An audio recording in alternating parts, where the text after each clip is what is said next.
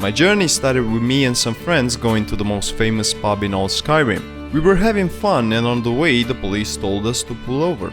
Everything was going smooth until the guy in front of me called me a refugee. Another refugee? Gods really have abandoned your people, Dark Elf. Then he told me that we should have the welcome ceremony they do for Dark Elves. I was stoked until I realized they just wanted to chop my head off. Somehow I managed to escape.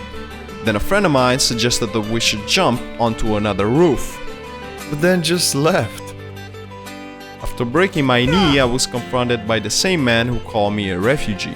After he freed me, I started running for my life. I stopped to the nearest village and I decided that I would kill everyone for what happened to me. After walking around, someone called me his brother, just because we were elves. Greetings, Brother Elf. Good to see a familiar face so far from home. I asked him if he wanted to tag along, and I asked him to kill some people, to which he replied, "Not for you, not for anyone."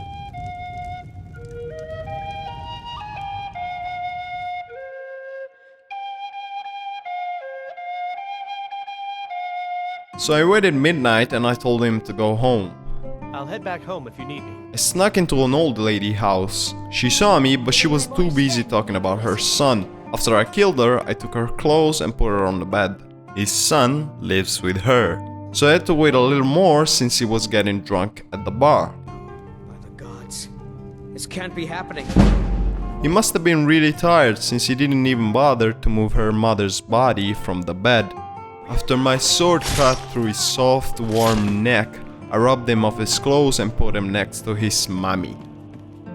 The night was still young and I had a lot to do. I heard someone talking in the night and I realized that was my brother Health.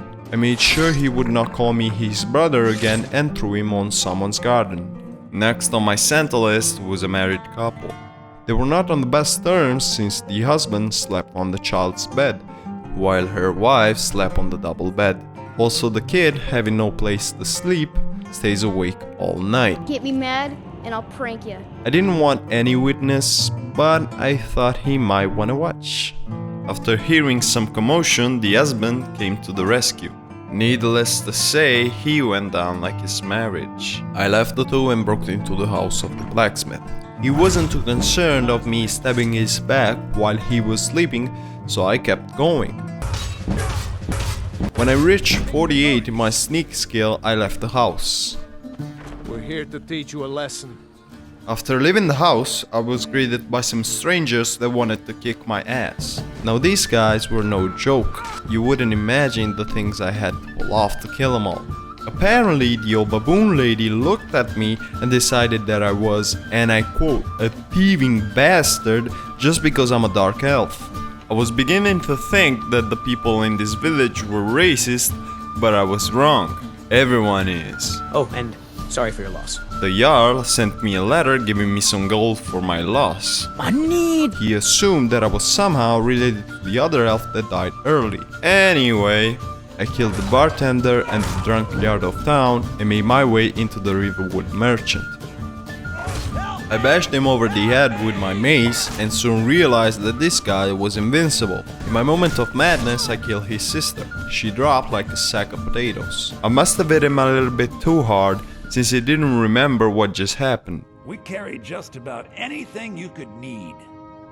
I better get back to cleaning the store. What a mess. I killed the wife blacksmith and I went to the man himself. I cooked him up and left him into his beloved forge. And so, like that, everyone was dead. Well, almost. What am I going to do? Not my problem, kid.